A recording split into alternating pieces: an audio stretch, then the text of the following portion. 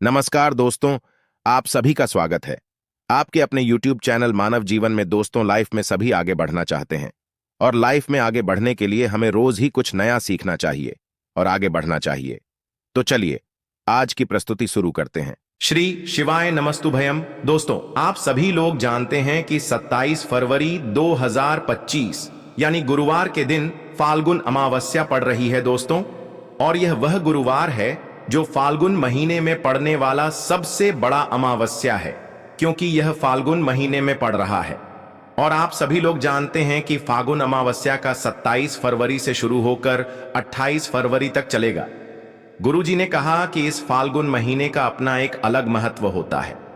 फाल्गुन महीने में आपके पितर इस धरती पर आते हैं, और अगर हम उनको प्रसन्न करने के लिए कोई भी उपाय करते हैं तो वह आपसे प्रसन्न हो जाते हैं।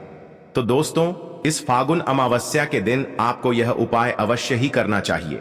और दोस्तों, आप सभी लोग जानते हो 27 फरवरी 2025 यानी गुरुवार के दिन फाल्गुन अमावस्या का अगर सबसे बड़ा कोई उपाय है तो वह एक चुटकी काला तिल वाला उपाय है। तो दोस्तों, इस अमावस के दिन आप लोगों को इस एक चुटकी काला तिल वाला उपाय को जरूर करना है। बहुत सारे लोग होंगे जिन लोगों ने इस उपाय को ना किया हो, मतलब पूरा साल निकल गया, उन्होंने किसी भी दिन इस एक चुटकी काला तिल वाला उपाय को ना किया हो। पर दोस्तों, आपके पास एक आखिरी मौका बचा हुआ है, जो कि गुरुवार फाल्गुन अमावस्या के दिन है। तो इस दिन आप लोगों को इस वाले उपाय को जरूर कर लेना है, भले ही आपने पूरे साल भर इस उपाय को ना किया हो। कि अमावस्या के दिन अगर इस वाले उपाय को कर लिया तो आपको इस उपाय को करने का वह फल मिलेगा जिसकी आपने कभी कल्पना भी नहीं करी होगी। इसीलिए आप लोग इस वाले उपाय को एक बार जरूर कर लेना, ताकि आप लोगों के हाथ से यह मौका ना जा सके और आपको इस उपाय को करने का फल मिल सके। दोस्तों, यह उपाय पंडित जी ने अपनी अभी की ही शिव महापुराण की कथा में बताया है, जिस उपाय को आज हम आपको बहुत अच्छे से समझाने वाले हैं। इस वीडियो को देखने के बाद इस उपाय को समझने के लिए आपको कोई और वीडियो को देखने की जरूरत नहीं पड़ेगी। तो चलिए दोस्तों, उपाय को शुरू करते हैं। देखिए, यह इस फाल्गुन महीने के अमावस्या के दिन यह इतना खास होता है, इतना महत्वपूर्ण होता है। देखा गया है कभी कभी बड़े बड़े पूजा पाठ अनुष्ठान से जो मनोकामना पूर्ण नहीं होते, वह फाल्गुन महीने के दिन एक छोटे से उपाय करने से ही आपकी मनोकामना पूर्ण हो जाती है। और बहुत सारे लोगों ने इस उपाय को किया भी है और उनको इस उपाय को करने का फल भी जरूर मिला है। अगर आप लोग भी इस उपाय को करना चाहते हैं तो आप इस उपाय को पहले अच्छे से समझ लेना, सुन लेना, उसके बाद करना। आपको इस उपाय का फल जरूर मिलेगा। और इस उपाय को कर लेने से आपके घर में चाहे किसी भी प्रकार की दुख और समस्या क्यों ना चल रही हो, आपको उसका कारण भी नहीं पता है कि भाई यह समस्या किस कारण से चल रही है। उसका कुछ भी कारण हो सकता है, जैसे पितृदोष हो सकता है या किसी भी तरह का मंगल दोष भी हो सकता है। तो इस दिन आप लोगों को एक चुटकी काला तिल वाला उपाय कर लेना है। यह एक ऐसा उपाय है जिस उपाय को अगर किसी विशेष दिन पर किया जाए तो भाई उस विशेष दिन का जो है वह तो हमें मिलता ही मिलता है। पर हमने उस दिन पर इस एक चुटकी काला तिल वाला उपाय को किया है तो हमें उससे भी बड़ा फल मिलता है, और फल बहुत जल्दी मिलता है, क्योंकि आप इस उपाय को बहुत ही बड़े और विशेष दिन पर कर रहे हो। तो चलिए अब उपाय के बारे में बात करते हैं, लेकिन उससे पहले आप लोगों को यह जानना आवश्यक है कि आखिर यह उपाय किस समय करना है, किसको करना है और कैसे करना है। तो चलिए हम आगे आपको वीडियो में एक एक करके बता देते हैं। लेकिन उससे पहले अगर आप लोग हमारे चैनल पर नए हैं तो हमारे चैनल को सब्सक्राइब कर लेना और इस वीडियो को लाइक करके कमेंट बॉक्स में श्री शिवाय नमस्तुभयम ओम नमः शिवाय जरूर टाइप कर देना। तो दोस्तों, इस एक चुटकी काला तिल वाला उपाय को हमें इस फाल्गुन महीने के अमावस्या के दिन कैसे करना है, किसको करना है, किस समय करना है और कहां पर करना है, यह सारे सवालों के जवाब आपको इस वीडियो में मिल जाएंगे। और जो ये वीडियो देखेगा भाई, उसको एक चुटकी काला तिल वाला उपाय जरूर करना चाहिए, क्योंकि इस दिन काला तिल का भी बहुत ही बड़ा और विशेष महत्व होता है। और जब बात आ जाए एक चुटकी काला तिल वाला उपाय की, तो यह सोने पर सुहागा वाली बात हो जाती है, और यह एक बहुत ही बड़ा उपाय हो जाता है इस फाल्गुन महीने के अमावस्या का। तो अब दोस्तों, इस एक चुटकी काला तिल वाला उपाय को आखिर करना किसको है, सबसे पहले हम लोग वह बात जान लेते हैं। तो देखो, घर की जो बड़ी माताएं बहनें होती हैं, उन माताओं बहनों में से कोई भी एक बड़ी माता बहन इस वाले उपाय को कर सकती है। और दोस्तों, अगर आप चाहे तो अपने घर में से सभी सदस्यों को भी इस उपाय को करवा सकते हैं। अगर किसी व्यक्ति की खुद की कोई मनोकामना है, खुद की कोई दुख और परेशानी है जो कि वह अपने लिए ही करना चाहता है, इस वाले उपाय को तो वह खुद अपने लिए भी कर सकता है। बाकी अगर कोई घर में से ऐसा है जो कि अपने पूरे घर परिवार की सुख और शांति के लिए यह वाला उपाय करना चाहता है, तो भाई वह भी कर सकता है। उसमें भी कोई दिक्कत वाली बात नहीं है। कहने का मतलब यह है कि इस उपाय को हर एक सदस्य भी कर सकता है और पूरे घर परिवार के सदस्य के लिए घर की बड़ी माताओं बहनों में से कोई एक माता बहन भी कर सकती है। माताएं बहनें अगर घर में उपस्थित ना हो या वह यह वाला उपाय ना कर पा रही हो, तो फिर घर का कोई बड़ा सदस्य भी इस एक चुटकी काला तिल वाला उपाय को कर सकता है। चाहे फिर वह पुरुष ही क्यों ना हो, उसमें कोई भी दिक्कत वाली बात नहीं है। उसके बाद में दोस्तों, जो अगला प्रश्न निकल कर आता है वह यह आता है इस उपाय को लेकर कि आखिर इस उपाय को हमें किस समय करना है, सुबह के समय करना है कि शाम के समय करना है। तो देखो, इस वाले उपाय को आप लोग सुबह के समय भी कर सकते हो और शाम के समय प्रदोष काल में भी कर सकते हो। अब अगर आप पूछो कि भाई साहब सबसे उत्तम समय कौन सा रहेगा इस एक चुटकी काला तिल वाला उपाय को करने का, तो हम आपसे बस यही कहेंगे कि इस उपाय को आप सुबह के समय करेंगे तो ज्यादा बेहतर होगा। बाकी अगर शाम के समय भी करेंगे तो भी अच्छा होगा, उसमें कोई भी दिक्कत वाली बात नहीं है। तो अब दोस्तों, जो अगली सबसे बड़ी और महत्वपूर्ण बात आती है वह यह आती है कि सुबह अगर हम उपाय को करेंगे तो हमें कितने बजे से ले कितने बजे तक के बीच में करना है, और शाम के समय प्रदोष काल में करेंगे तो हमें कितने बजे से लेकर कितने बजे के बीच में करना है। तो देखो, सुबह जितनी जल्दी हो सके आप उपाय को करने की कोशिश करना। बाकी अगर किसी कारणवश लेट भी हो जाओ, थोड़ी देर भी हो जाए, तो 10 या 11 बजे तक भी आप उपाय कर लेना, पर 12 बजे से ज्यादा देरी ना हो, ठीक है? इस बात का ध्यान रखना। उसके बाद में दोस्तों, अगर शाम के समय प्रदोष काल की बात करें, प्रदोष काल का जो समय होता है वह शाम के 6 बजे से शुरू हो जाता है। मतलब शाम के 6 बजे से लेकर 7 बजे के बीच का जो समय होता है, यह समय प्रदोष काल का समय होता है। इस उपाय को 7 या 8 बजे के बीच में भी कर सकते हो। मतलब शाम के 8 बजे से रात 9 बजे के बीच में आप कभी भी इस वाले उपाय को कर सकते हो, उसमें कोई भी दिक्कत वाली बात नहीं है। परंतु 27 फरवरी 2025 यानी गुरुवार के दिन, फागुन अमावस्या का के दिन कोशिश करना कि समय के अंतर्गत ही कर लो। किसी कारणवश ना कर पाओ तो थोड़ा देरी से भी कर सकते हो, आपको उपाय का फल जरूर मिलेगा। अब देखिए, बहुत सारे लोग हैं जिन्हें आइडिया भी नहीं होता है, जिन्हें थोड़ा सा भी अंदाजा नहीं होता है कि पी अगर हमारे हमसे नाराज हो जाए ना, तो जीवन में दुख ऐसे आते हैं ना कि हर जगह से हर तरफ से जीवन में दुख आता है। व्यक्ति अपने जीवन में पैसे को लेकर भी परेशान है, उसके पास पैसा आता भी नहीं है, आता है तो उसका पैसा खर्च बहुत होता है ना? साथ ही साथ उस घर के बच्चों के अंदर आपको चिड़चिड़ा स्वभाव बहुत दिखेगा। उस घर में लड़ाई झगड़ा बहुत ज्यादा होगा, जहां कहीं ना कहीं थोड़ा सा भी पितृ दोष है। अब पितृ नाराज कैसे होते हैं? देखिए, बहुत बार बहुत सारी चीजें जाने अनजाने में हमसे ऐसी हो जाती हैं जिससे कि हमारे पितृ जो है यह हमसे नाराज हो जाते हैं। अब हमेशा आप ध्यान रखें कि कितने भी उपाय आप कर ले, कितनी भी पूजा पाठ कर ले, पितरों को प्रसन्न करना बहुत जरूरी होता है ना? पूजा पाठ भी बहुत जरूरी होती है। उसी तरह से हमेशा अपने पितरों को प्रसन्न करना चाहिए, क्योंकि अगर आपके पितृ प्रसन्न रहेंगे तो आपके जीवन में सब कुछ उत्तम होता है। तो चलिए बात कर लेते हैं कौन सा उपाय है और कैसे करना है। तो देखिए, आपको करना क्या है, आपको यहाँ पर एक चुटकी काला तिल लेना है। अब यह जो काला तिल होता है यह श्री हरि विष्णु से भी जुड़ा हुआ है, और काला तिल जो होता है यह हमारे पितरों से भी जुड़ा हुआ है।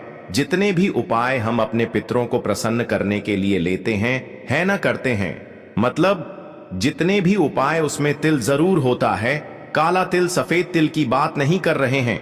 2 तिल होते हैं ना, एक काला एक सफेद, तो एक चुटकी काला तिल लेना है और जिस जल से आप स्नान करते हैं उसमें एक चुटकी काला तिल आपको डालकर ही स्नान करना है।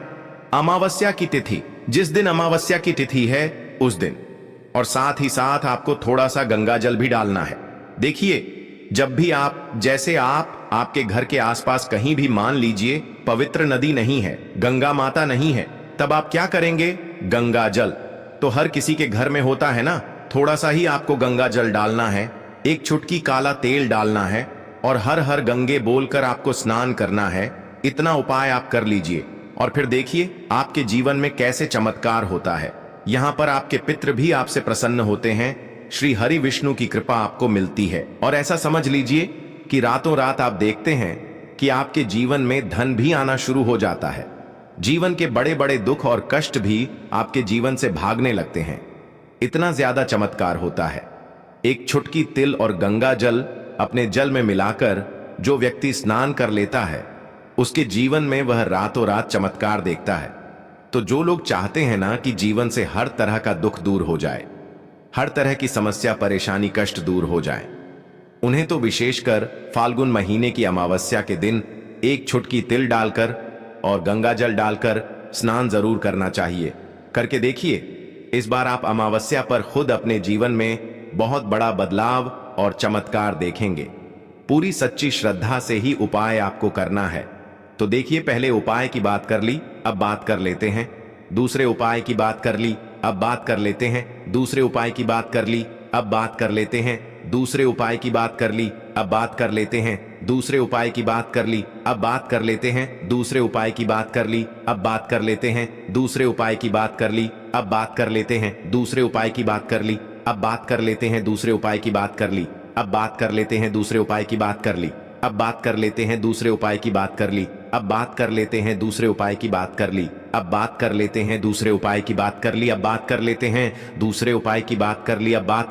दूसरे उपाय की बात कर ली, अब बात कर लेते हैं दूसरे उपाय की बात कर ली, अब बात कर लेते हैं दूसरे उपाय की बात कर ली, अब बात कर लेते हैं दूसरे उपाय की बात कर ली, अब बात कर की। अच्छा, जो दूसरा उपाय आपको बताने जा रहे हैं ये विशेषकर उन लोगों के लिए है जो लोग कहते हैं कि हमारे घर में क्लेश बहुत बहुत होता है, घर में गरीबी बहुत छाई रहती है, निर्धनता छाई रहती है ना, घर में बहुत ज्यादा पैसों की कमी रहती है, घर में बहुत ज्यादा फिजूल खर्ची होती है।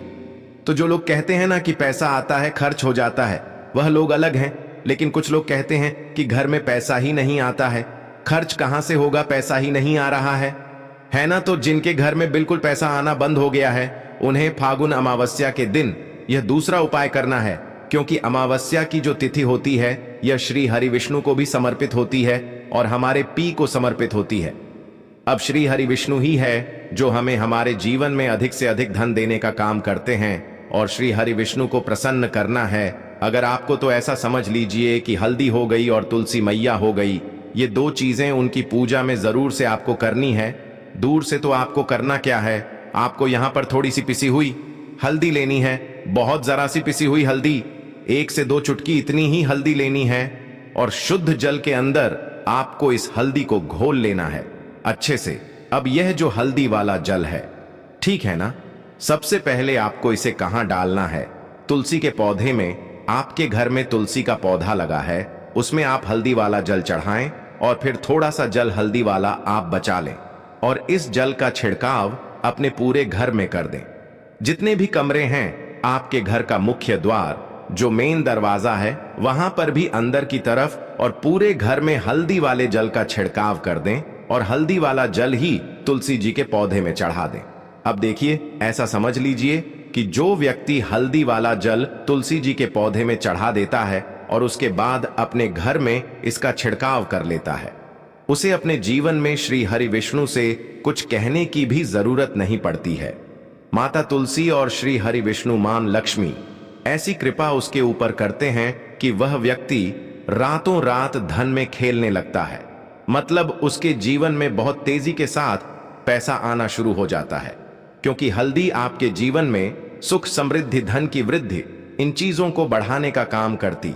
आपके जीवन में किसी एक जगह से, किसी एक तरफ से धन को नहीं खींचती है, हर जगह से हर तरफ से धन को खींचने का काम करती है, क्योंकि हल्दी जुड़ी हुई है आपके गुरु ग्रह से, आपके गुरु ग्रह को बहुत मजबूत कर देती है।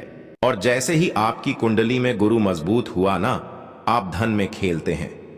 दूसरी चीज, श्री हरि विष्णु इतने प्रसन्न हो जाते हैं जब आप तुलसी जी के पौधे में हल्दी वाला जल डालते हैं कि आपकी सारी मनोकामना को वह पूरा कर देते हैं।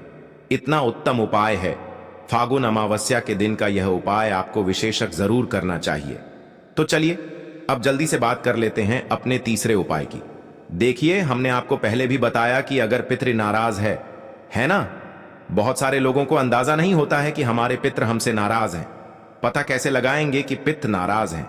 घर में लड़ाई झगड़ा हो रहा है, घर में क्लेश बहुत रहता है, घर में कोई ऐसा व्यक्ति है जिसका स्वभाव बहुत चिड़चिड़ा है, हर वक्त लड़ाई, हर टाइम कुछ ना कुछ बोलना है ना, या फिर आपके घर में बहुत ज्यादा समस्याएं आ रही हैं, संतान को लेकर आप परेशान हैं, है ना, बच्चे जो हैं वह पढ़ाई में दिमाग नहीं लगाते। बहुत सारी चीजें ऐसी होती हैं जिससे आप अंदाजा लगा सकते हैं कि हां, हमारे घर में कहीं ना कहीं पितृदोष हो सकता है।